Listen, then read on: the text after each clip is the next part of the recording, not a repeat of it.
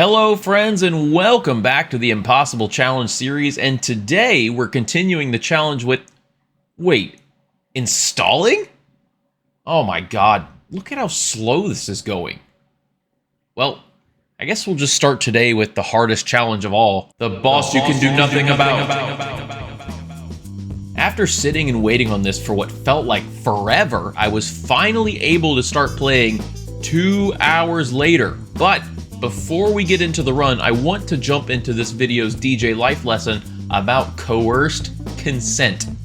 If you fire up a fresh copy of Gran Turismo 5 with no internet connection at all, you'll get this. The game refuses to let you continue unless you buy a car. But we don't want to buy a car. We want to get free cars via licenses without spending any money. The game says, too bad, you have to buy a car or you can't play. Or perhaps worded a little differently, if you don't do what the game wants you to do, you can't get any further. And thus, you're forced to, quote-unquote, consent.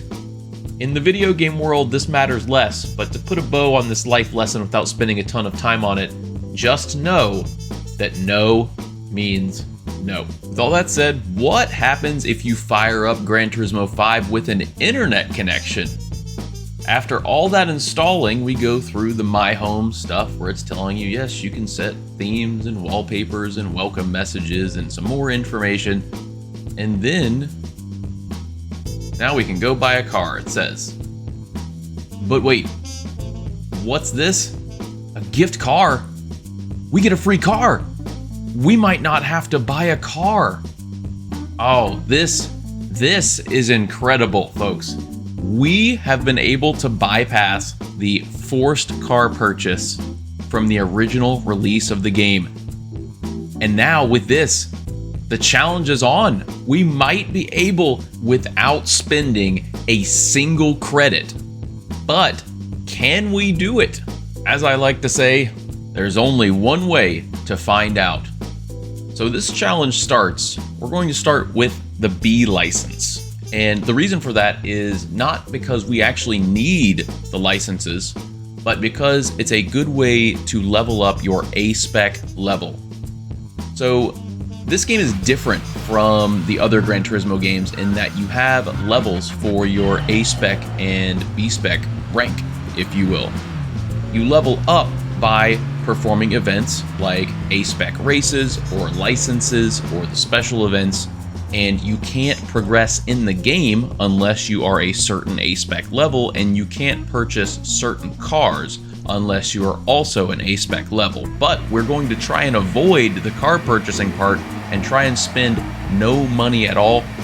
Just like the other Gran Turismo games, we're going with speedrun.com rules in that beating the game consists of triggering the end credits, which in this case is the Gran Turismo World Championship in the Expert Series. As you saw, we've jumped ahead to the final B license test. Really, I didn't try to get any particular gold, silver, bronze on these. I just wanted to complete them because, much like Gran Turismo 4, you get cars for just completing the licenses, and so I'm going to do that where I can. But really, all I wanted was to complete the B license enough to where it got me up to level 3, because now we're going to jump into what I really want to do, which is the Jeff Gordon NASCAR school. And yes, this is exactly the kind of face I would be making if I watched myself hop into a NASCAR. Most of these events have these little intro movies, and the PS3 era was where games are starting to look somewhat good, but mouth movements were still really awkward. And so we have Jeff giving us a little bit of an explanation about NASCAR, but I'll go ahead and summarize it for you. On lap 3, you've got to put up 3 fingers in the air for Dale Earnhardt, and at least once per lap, you've got to yell, "Raise hell, praise Dale." For the record, I went to a race this year, so I'm allowed to do that. In any case, the first challenge that we want to do is at Daytona. This is the first level of 3 challenges, and really all we have to do here is overtake the car in front. And as you can see, I'm doing a really poor job of it because this car actually doesn't handle the way that I would expect. And so we're going to have to try it again, but NASCAR and the controller, it just doesn't feel very good at all. And it was something I was really fighting with, and I had to fight with it for most of the time that I was in the NASCAR, just because it just doesn't feel great on a controller. Controller physics, if you will, have improved a lot in this game, but it's still not how Gran Turismo 7 feels. And so it took a little bit of getting used to. I am using a controller, a PS3 controller, and I am using the triggers for the throttle and brake. I forget who suggested that, but thank you to that as well. I'm glad I could configure that because it did make this a lot easier, which you wouldn't know by watching this challenge. This is the second part of the first section of NASCAR challenges. We're trying to draft off of multiple cars this time, and fun little fact, when you fail a mission, which by the way, it's very easy to do as you'll see in a second, Jeff Gordon tends to make these little quips. Did you mess up somewhere? Wow, thanks, Jeff. Hey, are you alright? Yes? And on the next attempt, fortunately, we were alright.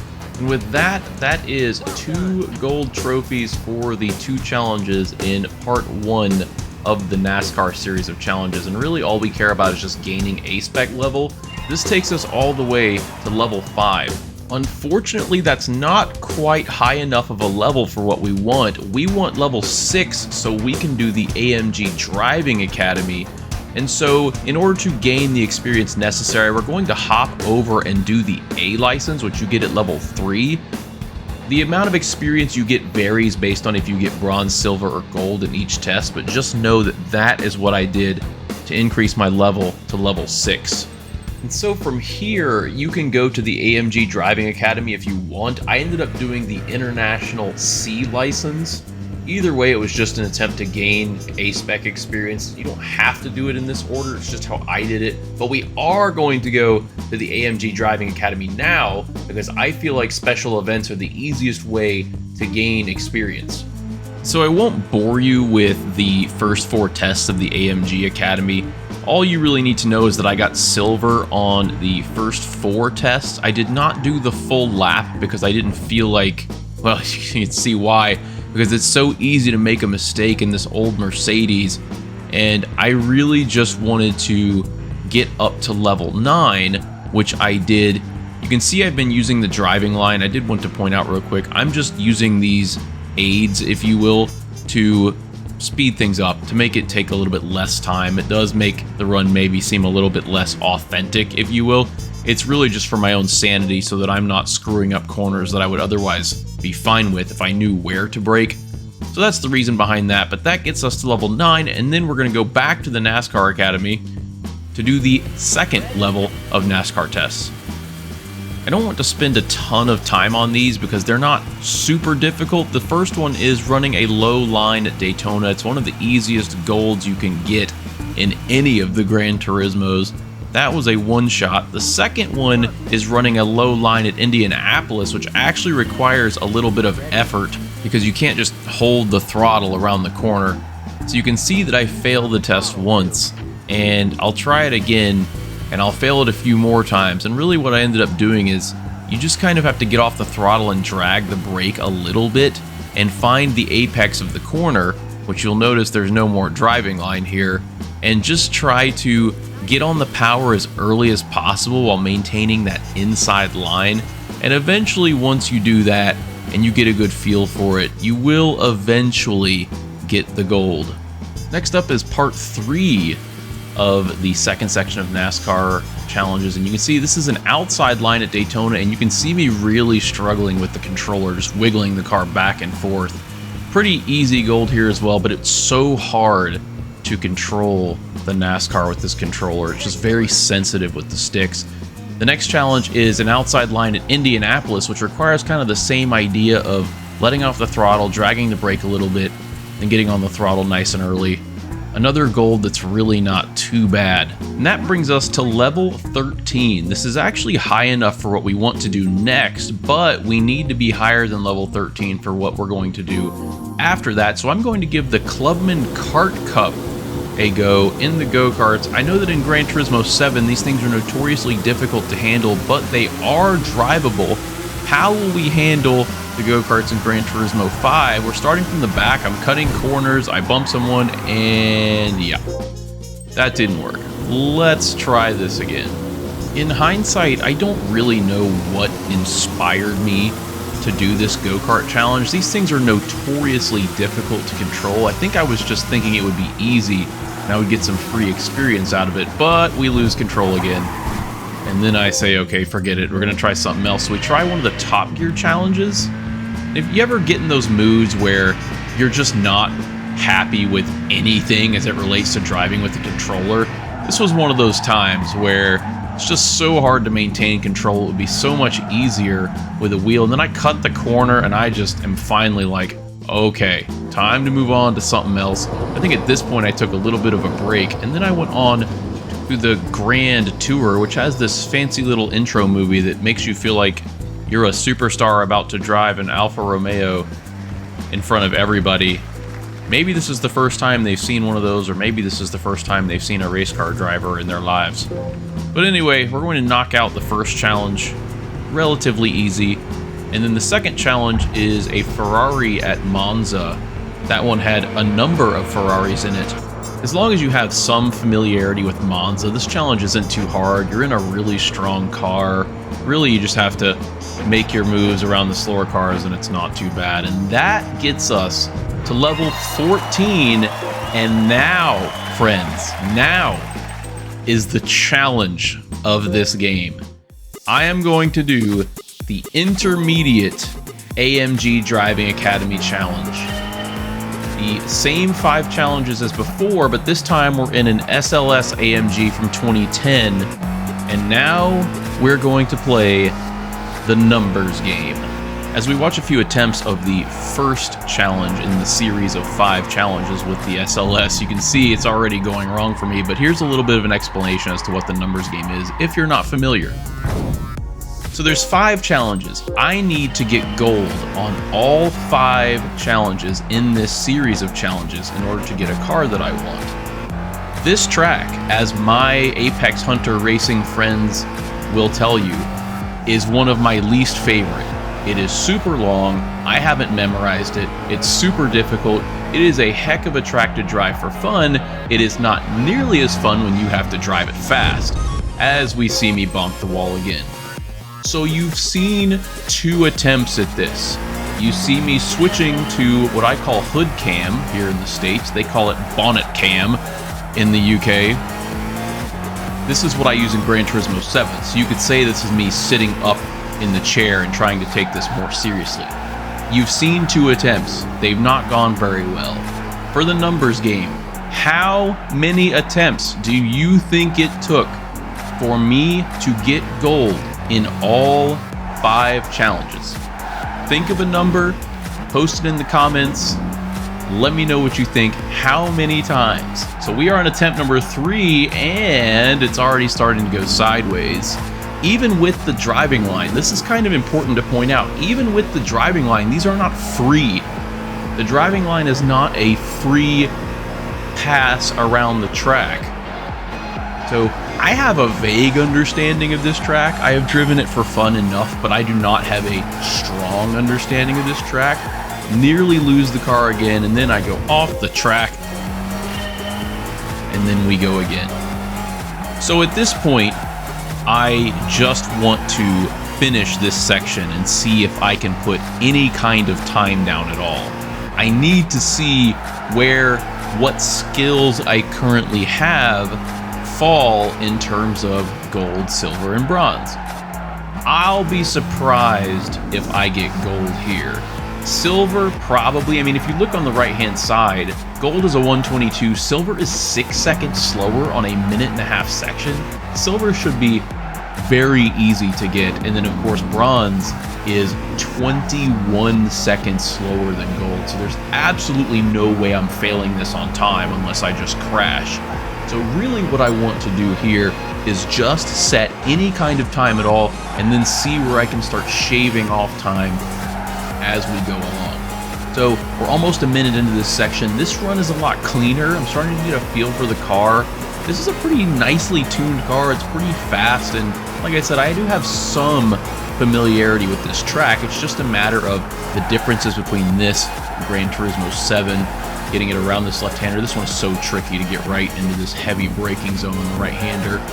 We're at 117. Where is the finish line? And there it is. And we're going to get a 122.1. So on one hand, it's partially devastating because you're so close to gold and I cannot stand this track. But on the other, I felt like I could do better there. And I was only a tenth and a half off. And so now I'm thinking, okay, maybe this won't be so bad. But we do have to go again. We do have to get the gold time. And this is a good example of a trap you can fall into as a sim racer. When you start pushing, you can start making mistakes in areas where you don't really have to push any harder than you already were before. As we see, I go around that right-hander that requires you to slow down just a little bit. I don't slow down enough, and that's the end of this run. We go again. I notice I am going to go wide on this right-hander. Go again. Then I get a little bit loose and put 2 tires on the edge of the track and completely lose it and go again. I even had one run where I crashed on turn 1. I get a little loose off the track, restart again.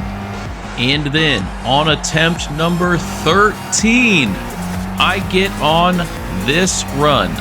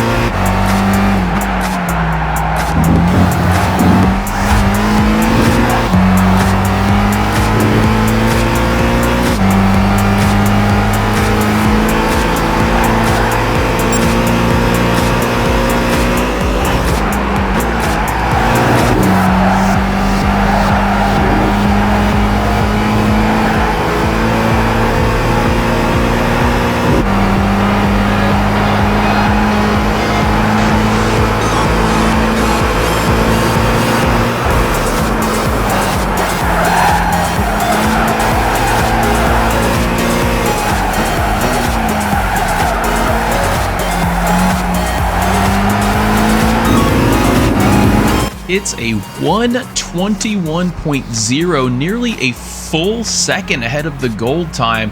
That is our first gold, and now we are on to challenge number 2. It is Sector 2, at least in this game it's Sector 2, of the Nordschleife. And I recognize this track is really long, and me showing the segments without commentary, it might be a little boring for some. Just know that I'm doing it because I want to show people how I completed the challenge without the commentary. Like, I want people to see it for themselves, because the car that we get from this is critical to the run. And so what I'm going to do is I will show the first 4 sections without commentary. I will not show the full lap. You'll just have to trust me, bro. I'll show you the end of the full lap just to show that I did it as we experience mistake number 1 in Sector 2. Also, in the event people want to try this challenge for themselves, they have a little bit of a guidepost for this part of the challenge, which is absolutely necessary. This is a 100% necessary part if you're going to do this challenge at all. I was going to run wide there, so we go once again.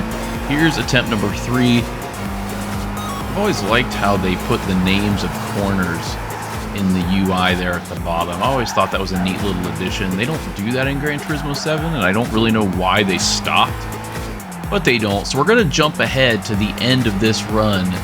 Let's see, what time do we get? It is a 157.2. We are just short again.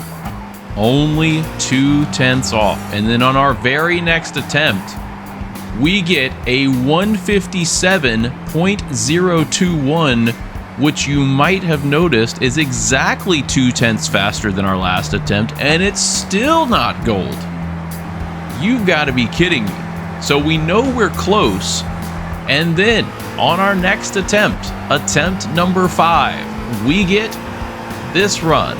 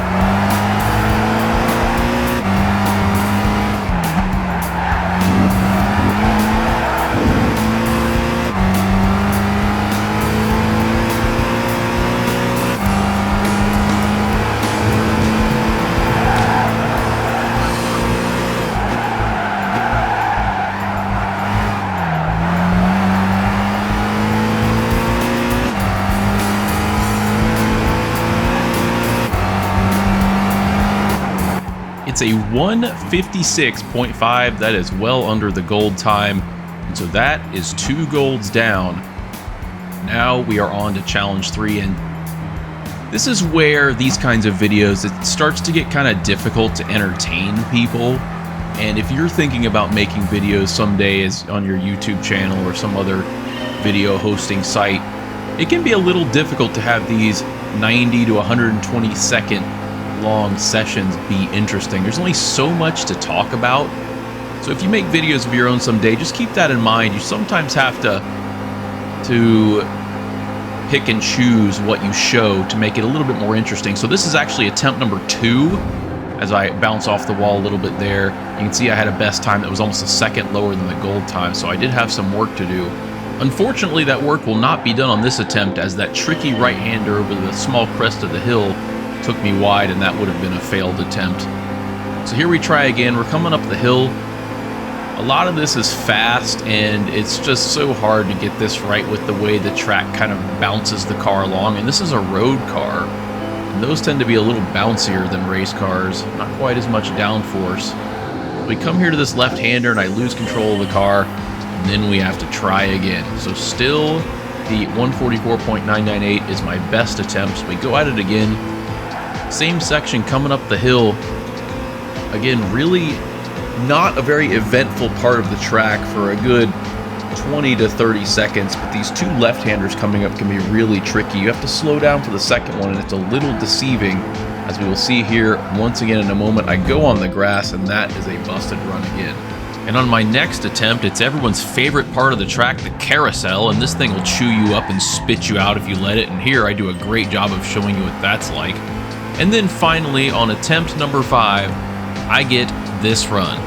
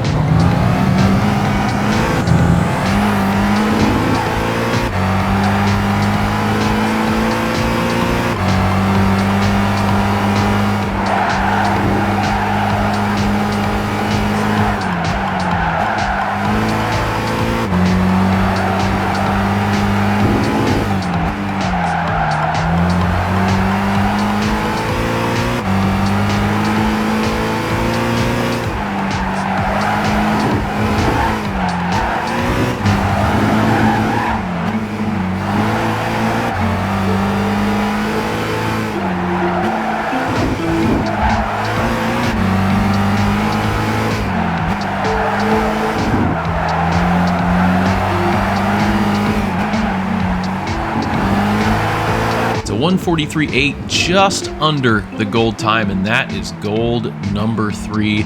Now we go on to sector 4, which is a 2-minute long sector, and we start off wonderfully by cutting a little bit of grass and sending ourselves into Narnia, so we're just going to try that again. So here's attempt number 2, and this section has the mini carousel and then the long straightaway that when you go and ride in like the ring taxi, or if you go on like a track day or things like that, they don't count the long straightaway in your lap time. The beginning of the straightaway is called, in some track maps, is called gantry, and then the end of the long straightaway is called the bridge, and so you will have what's called a bridge to gantry lap, where you do the entire Nordschleife except for the long straightaway. I don't know specifically why that is. Here's us mowing some grass, and so we go again. Attempt number 3. Get a little bit squirrely on the first turn here, but I like showing the challenges where I fail a little, because I feel like it helps drive home the fact that I didn't just roll up to these challenges and get all gold. Like there's some effort that is required in this, and I hope that that comes through, and that it's not so much like I'm trying to brag about the effort necessarily, but it's like it shows how challenging some of this stuff can be. I mean, you have a little bit of a squirrely road car. And Gran Turismo, as it's been through the years, the grass physics have gotten more and more closer to reality and more punishing. So I don't know if you remember, if you played the older Gran Turismos, but the grass is a lot more forgiving on older racing games. And you get into these newer ones and you get a wheel or two off in the grass and the car just completely loses control. Before, it might be salvageable, but on these newer games, Gran Turismo 7 included, the grass can really ruin your race. So we go again. You can see this section of the track, I am holding on for dear life to this car. Going through the grass, just trying to hold on. The track is bouncy, the car's bouncing all over the place. This is a good example of how difficult it can be to really corral the car into a good time when you're not familiar with the track. And so we're approaching the mini carousel here in just a moment. This one a little bit more friendly than the big carousel. We'll go ahead and jump to the end of this. It is a 204.5. And that's close enough to where I feel like we can improve on that pretty easily. And so after a few more attempts, on attempt number 8, we get this run.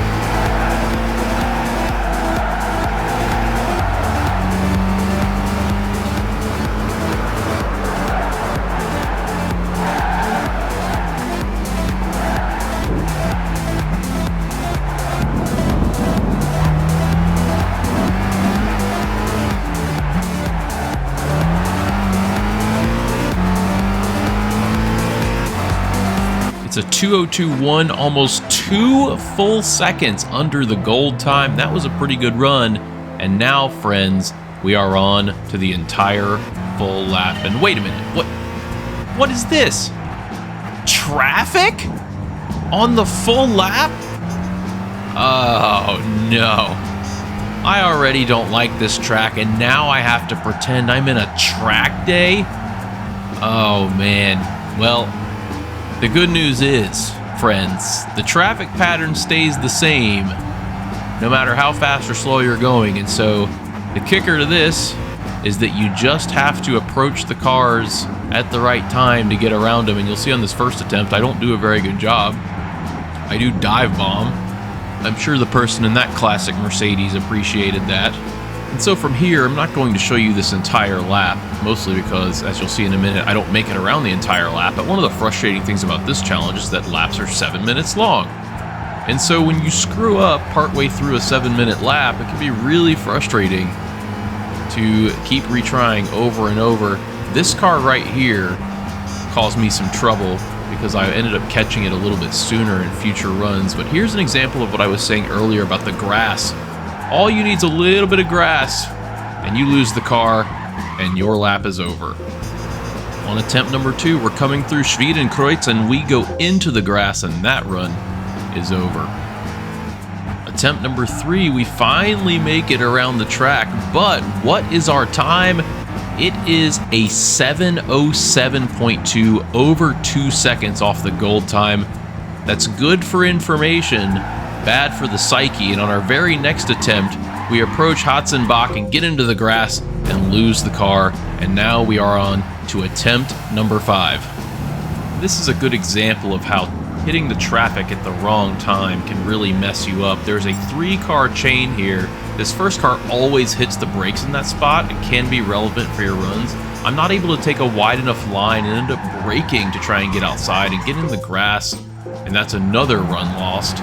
Attempt number 6 features some more traffic here and some poor driving, as I'm going to try and sneak around the left as we go around this right-hander, and the space gets closed off, and then I get in the grass, and that is another attempt down.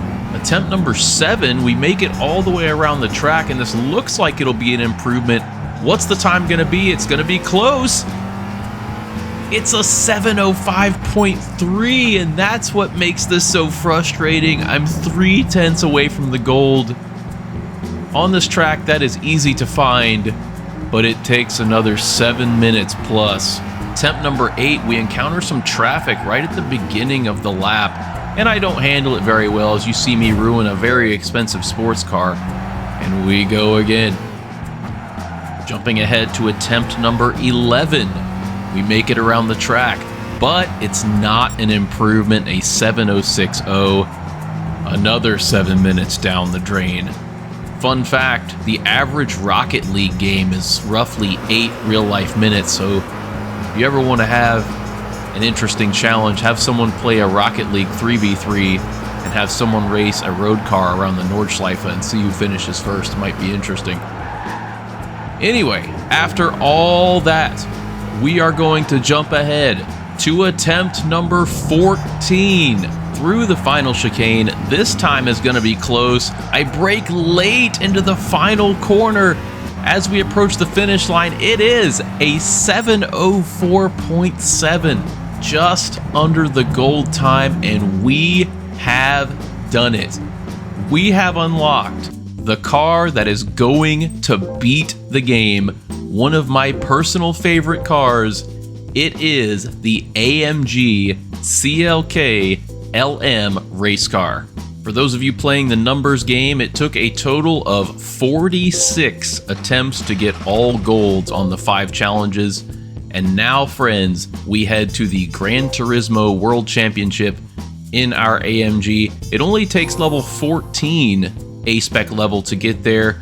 We're going to enter this championship, and unfortunately for my opponents and fortunately for me, you're going to see in just a moment, this car is significantly faster than all of the opponents in this.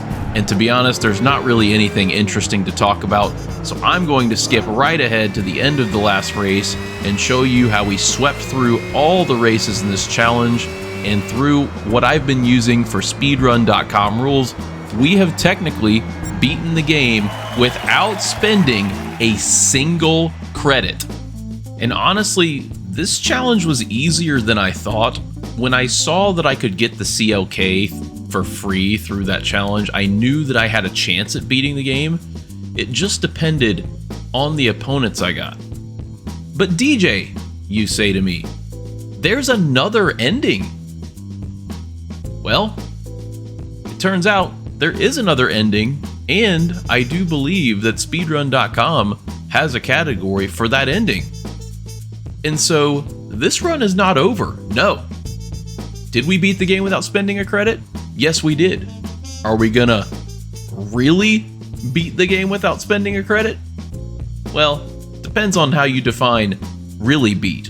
But there is another ending, and so we are going to try and get it. And ultimately, I'm not going to spend a ton of time on this portion of the video because it doesn't matter exactly how you do this, but what you need to do is you need to get to A-Spec level 24. So what you're seeing on the screen now is some of my driving on the final series of NASCAR challenges. If you get all gold on all the NASCAR challenges, you get one of the NASCAR cars for free, and there's a NASCAR series at A-Spec level 21. So I did a little bit of driving without that I didn't record to get to level 21, which is also the level you need to do the final series of NASCAR challenges. And I unlocked one of the NASCARs, specifically one from AJ Allmendinger. Fun fact, AJ Allmendinger still drives occasionally in the top NASCAR series. This game came out in 2010. His car is from 2011. It is 2023, as of this recording, and he's still driving. In fact, I think he might have had a win in the last year or two. So that's pretty cool to see someone who's still driving be in this game. And so what I did is I did the NASCAR series over and over and over and over and over again to get to A-Spec level 24. And let me tell you, that was incredibly boring. It worked, but it was extremely boring. But all that matters is that we got to A-Spec level 24 to attempt the Dream Car Championship, and here is where I need to talk about Gran Turismo 5's version of possible opponents. On your screen here is a list of the 12 possible cars that you can go against in the Dream Car Championship, and you'll notice at the very top of the list there is one particular car that is way better than the others. The Jaguar XJR9 LM race car, one of the Le Mans cars, the Group C cars that were absolute rocket ships back in the late 80s. That car is much better than us, but that's a 12 car list and there are only 11 possible AI slots. And so you might see where I'm going with this. We are going to have to restart the Dream Car Championship over and over again until we get that setup where that particular XJR is not in the AI lineup of cars. Now, I did some math. The math is only 1 in 11, so slightly less than 10% chance. I thought about doing the numbers game for this. How many times would it take me to reset in order to get a race without the XJR9 in it? It ended up only taking me about 20 retries to get the race without the XJR9, but you'll see as I'm scrolling through the Dream Car races, there's another problem. It's rain. I don't know if I get rain tires automatically or if I'm going to have to buy them. And it's possible I may have to try running the rain races on slicks. And that doesn't sound like a good time. And that sounds like we're jeopardizing our chance at a no credit spending, really beating the game run. Now let's jump ahead to race 2, Monza in the rain, and oh, it looks like we get rain tires for free. And with that said, let me present the next few seconds to you without comment.